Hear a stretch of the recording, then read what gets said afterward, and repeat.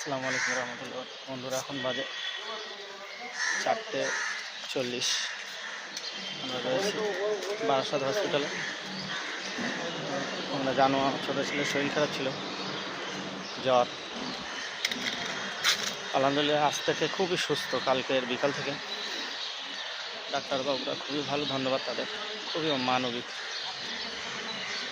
ছোটো ছেলের সঙ্গে খুব গল্প করেছে, আবার বলেছে তুমি ডাক্তার হওয়া। ছোটো ছেলে বলেছে হ্যাঁ আমি হব।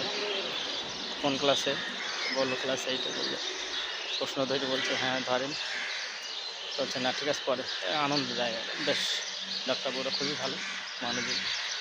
আমরা ক্যাম্পাসে হাত দিয়ে যাচ্ছি, বাইরে গেছিলাম।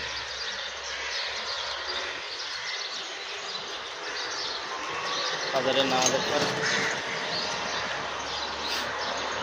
বিশ্রাম নেব। 7:30-এর আগে তো ঢুকতে দেয় না।